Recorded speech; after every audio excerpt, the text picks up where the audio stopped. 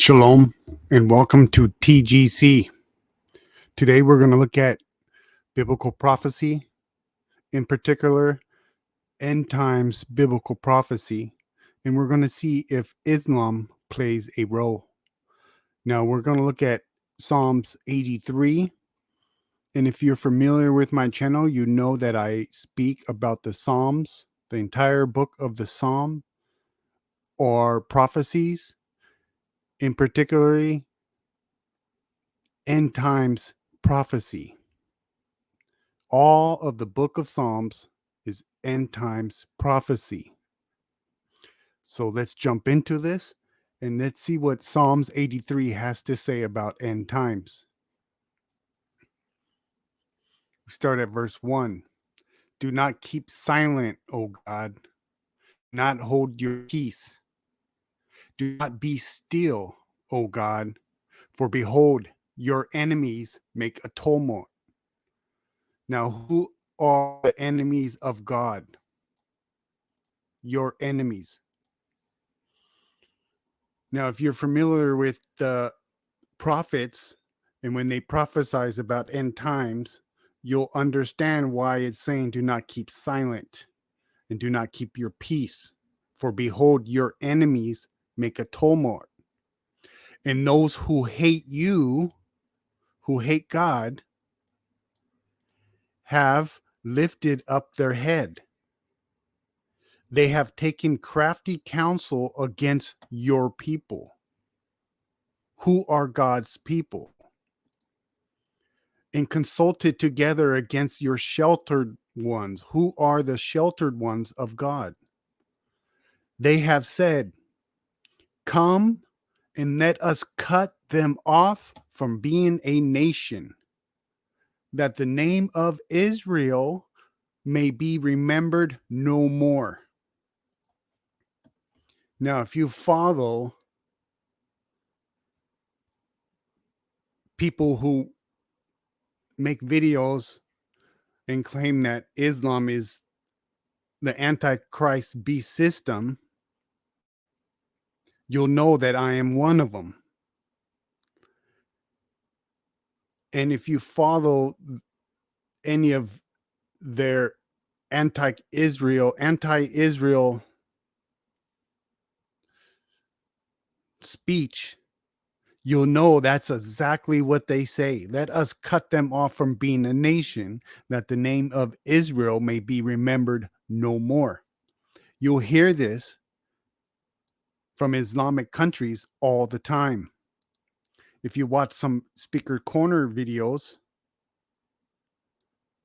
you'll see that this is brought up too. You'll hear them say this once in a while when they get aggravated and when they actually truth is coming out of their mouth.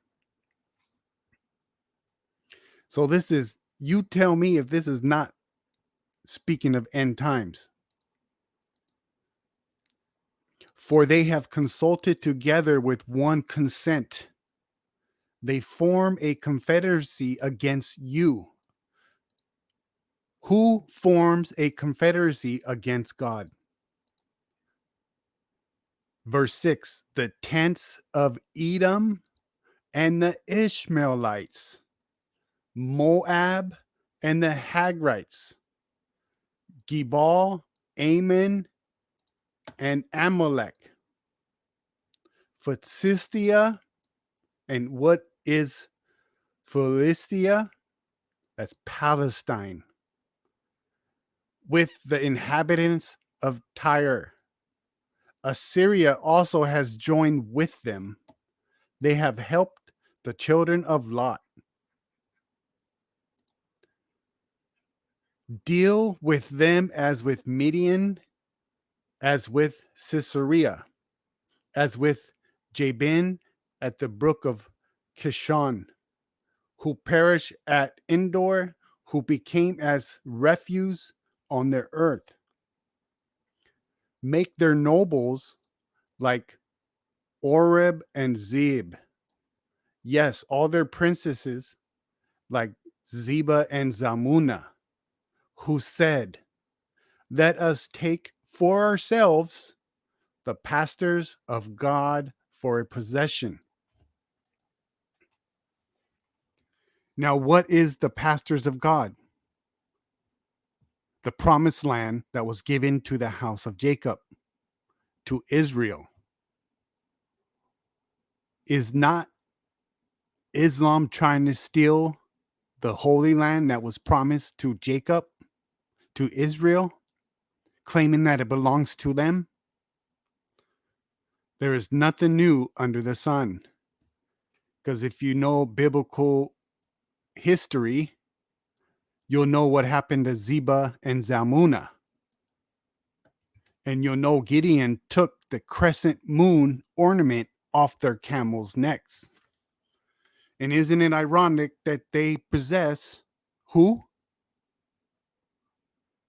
All of these people. And who are these people today? Those who have the crescent moon on top of their mosques.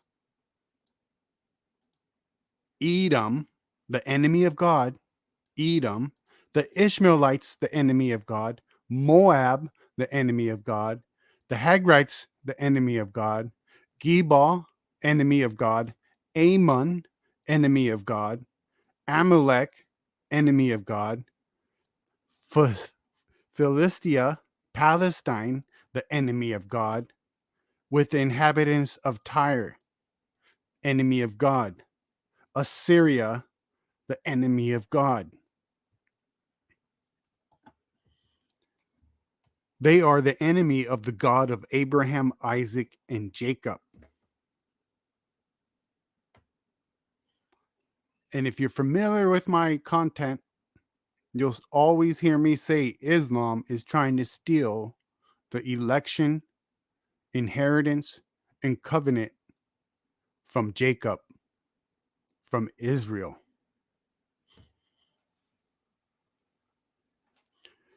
Verse 13, oh my God, make them like the whirling dust, like the chaff before the wind. That's Old Testament prophecies. If you read the Old Testament and the prophets, you'll see that he makes them, who? The enemy of God, like chaff in the wind. And it's repeating it here in the Psalms. As the fire burns the woods, and as the flame sets the mountains on fire, so pursue them with your tempest, and frighten them with your storm. In the dark and cloudy day, the day of the Lord, when he comes and fights all the surrounding nations of Israel. And who are the surrounding nations of Israel? I'm sure you know. Do I have to say it? Islamic nations. Just as we see here. Tents of Edom and the Ishmaelites, Moab and the Hagrites, Gebal, Ammon, Amalek, Philistia, Palestine, with inhabitants of Tyre and Assyria.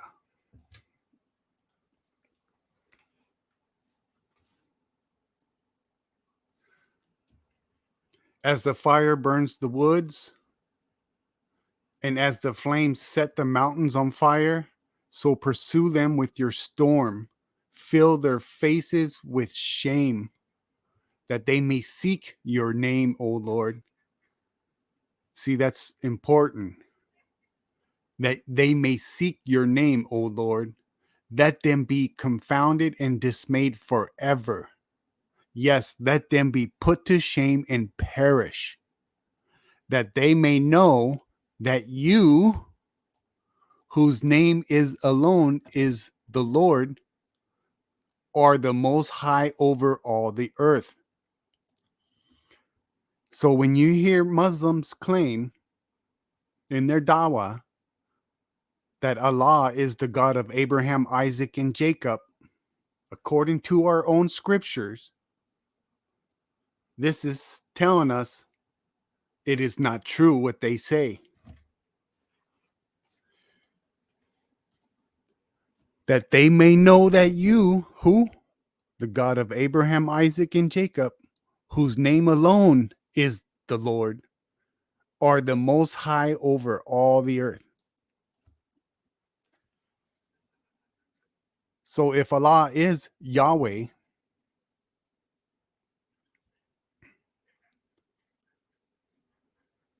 their claims does not line up with our holy scriptures.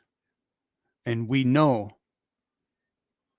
that our holy scriptures have authority over the Quran because we know the Quran is the corruption of the Holy Bible. Don't let them fool you with their smooth talk, their lying tongue, the tongue of the serpent. We know that when our Messiah Jesus returns, the exodus from Egypt is going to repeat itself. And just as he fought against the nations when he was bringing them into the land and when he took them into the land, that too is also going to repeat itself. It's going to repeat itself to the T. The only difference is that it's not just from one nation, Egypt, this time. It's going to be from all the nations he has scattered them.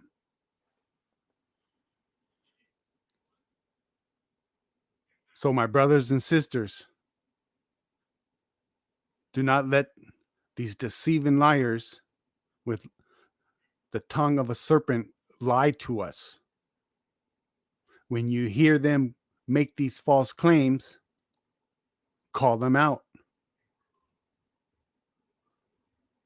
Let's see if they have the confidence to talk about these, to talk about not just this Psalm 83, but all the other scriptures that we find in our Holy Bible that speak about Islam being destroyed during the end times. Because their end times also states that they're going to fight the Jews, that the last hour will not come until a stone cries out, "O Muslim, there's a Jew hiding. There is a Jew hiding behind me. Come and kill him."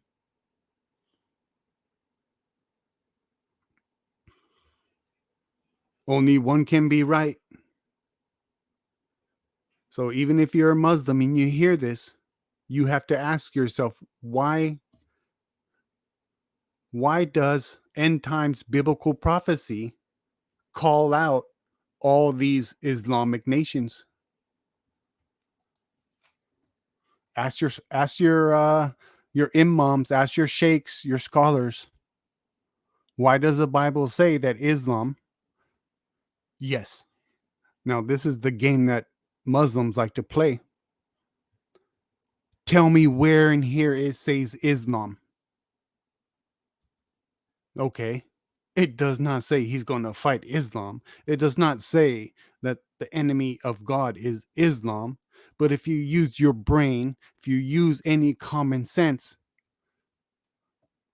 if you're honest with yourself, you tell me all these territories, nations, or peoples that is stated right here, verse 6 of Psalm 83, you tell me these are not Islamic. These are not Muslims. So don't let Muslims get away with that trickery of saying, well, it doesn't say show me where it says Islam. People with that type of mindset, when they have that schoolboy mindset, you'll never get them to see. But others may see. So we constantly reach out to them that they may know the truth, leave the devil, and come to him who can give you everlasting life.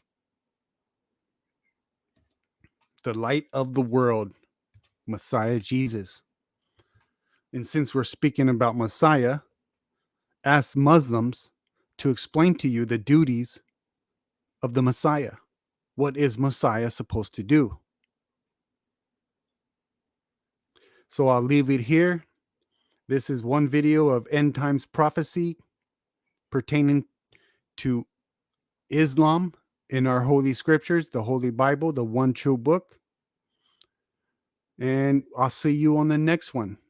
May the God of Abraham, Isaac, and Jacob, may he comfort you and bless you. All praise and glory to the God of Abraham, Isaac, and Jacob. Shalom.